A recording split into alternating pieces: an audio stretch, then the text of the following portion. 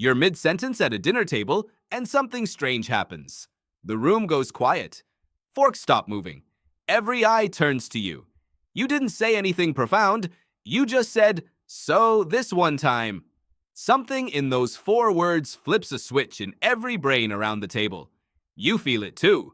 The way your chest tightens right before the good part. The way you slow down on purpose. The way you already know exactly where to pause. But the real answer to why this works is far stranger than "you're a good talker." Your brain didn't learn to love stories. It was built by them. For most of the 200,000 years modern humans have existed, there was no writing, no books, no screens, just voices around a fire, night after night, passing down everything that mattered. What to eat, what not to eat, which berries kill you and which ones don't, who can be trusted and who can't. Somebody had to remember all of it, and somebody had to make sure the whole group remembered it too. That somebody was the storyteller. Anthropologist Polly Wiesner spent years living with the Jew/Hoanzi people of the Kalahari Desert, recording what they talked about by day and by night. By daylight, conversation was mostly complaints, gossip, and economic matters, practical and forgettable. But after dark, something changed. Roughly 80% of nighttime talk turned into story. Myths, personal histories, dramatic accounts of encounters with animals or rivals.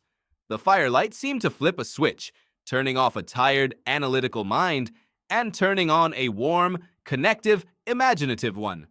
Why would evolution build that switch? Here's the twist. You'd think a species obsessed with survival would spend its free evenings solving problems, sharpening tools, practicing hunts. Instead, for tens of thousands of years, humans spent their nights doing something with zero immediate payoff, sitting still, listening to made-up or half-true accounts of people who weren't even in the room.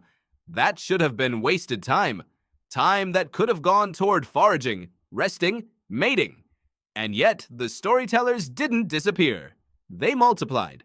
Researcher Daniel Smith at University College London studied hunter-gatherer groups across the world and found something that explains the puzzle. The best storytellers in these communities weren't just popular. They were more likely to be chosen as social and cooperative partners. Bands with skilled storytellers cooperated better, shared more freely, and stayed together longer. And groups that stayed together survived harsher winters, longer droughts, and deadlier predators. A good story wasn't decoration. It was a tool that welded strangers into a team. Somewhere along the way, your brain evolved to treat a good story less like entertainment and more like a survival signal worth paying full attention to. Think about what actually happens inside your skull when someone tells you a great story. Neuroscientist Yuri Hassan at Princeton ran an experiment where he recorded a person's brain activity while they told an unscripted personal story, then played that recording to listeners inside a scanner. Something remarkable showed up. The listener's brain activity began to mirror the speaker's, almost region for region, with only a slight delay.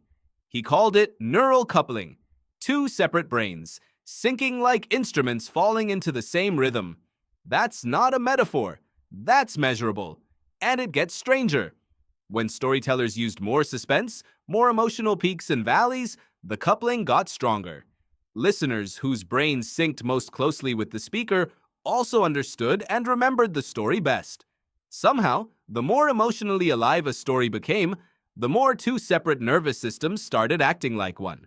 This is where the chemistry comes in.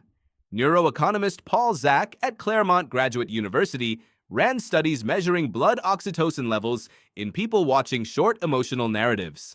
Stories built around a clear character, rising tension, and a resolution triggered a measurable oxytocin spike, the same hormone released during physical touch and bonding. Participants who released more oxytocin during a story were also more likely to act generously afterward, donating more money to strangers in a follow-up task.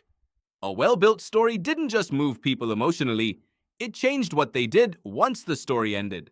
So the campfire wasn't only passing down survival tips, it was quietly dosing an entire tribe with the chemistry of trust, night after night, until strangers started to feel like family.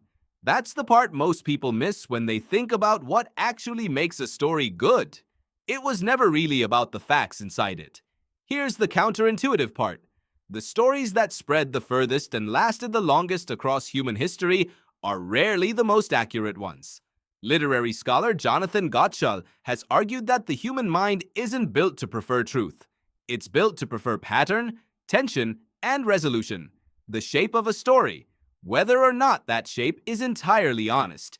That's why myths outlive facts long after the facts are forgotten. That's why your grandfather's fishing story keeps getting a little more dramatic every year, and nobody in the family ever objects. You are, quite literally, a pattern-completing machine that rewards structure over accuracy. And your ancestors who told the most structurally satisfying stories were the ones whose group stuck together when it mattered most.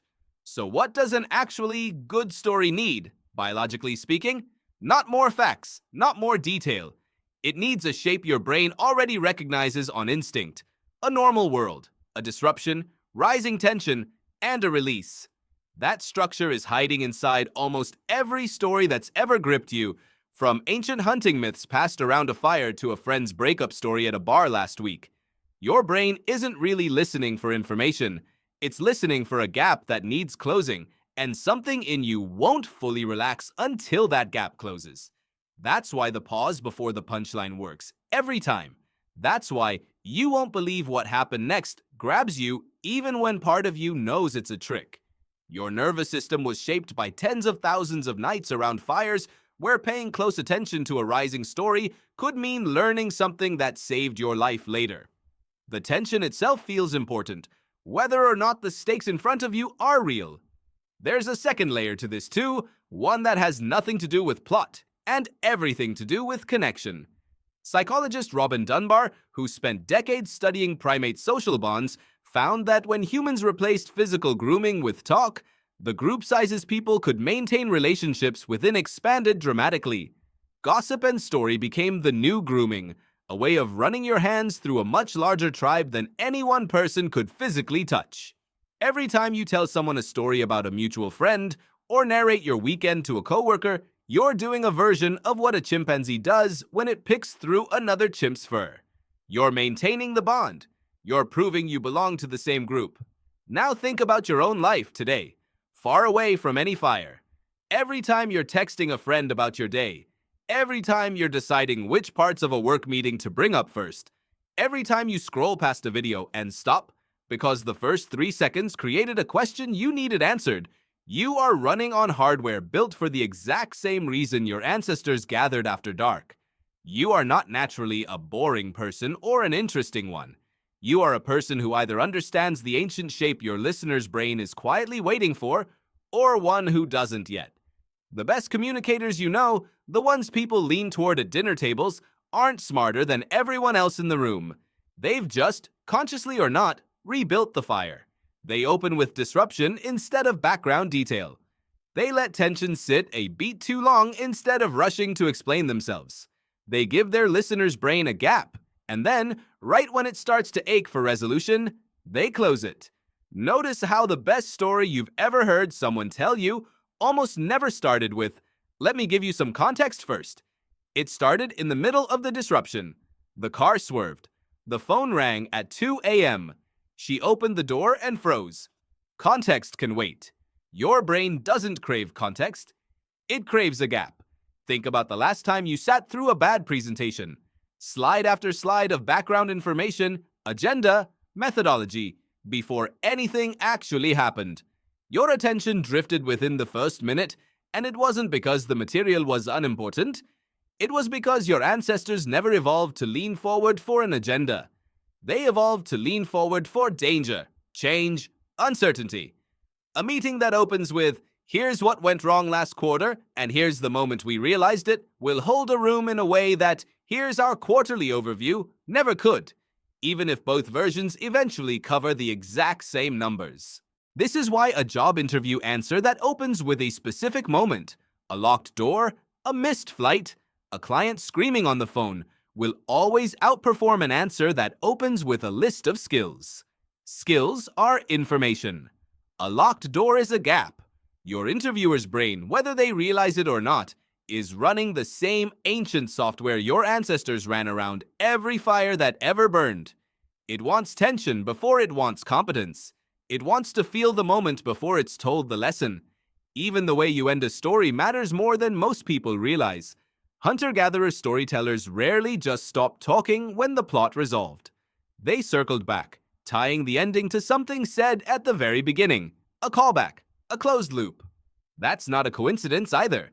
A brain that opened a gap wants that exact same gap sealed shut, using language it already recognizes. When a story's ending echoes its opening, something in the listener settles, almost physically, the way a held breath finally releases. That's also why the most forgettable conversations you have are the ones that just report information in the order it happened. First, this occurred, then this occurred, then this occurred.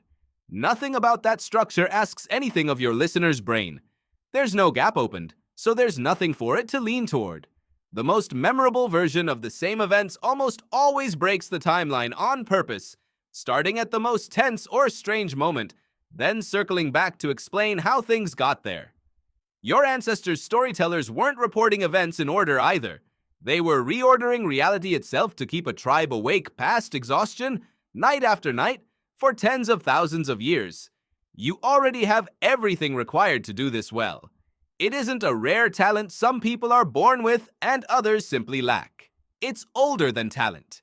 It's wired into the same circuitry that once decided whether your ancestors survived the next hard season, based on nothing more than whether they could keep a tribe leaning in, listening in the dark. So the next time the table goes quiet and every eye turns to you, remember what's actually happening in that moment. It was never really about being interesting. It's about lighting the same fire your ancestors have been lighting for 200,000 years. One sentence, one pause, one gap at a time.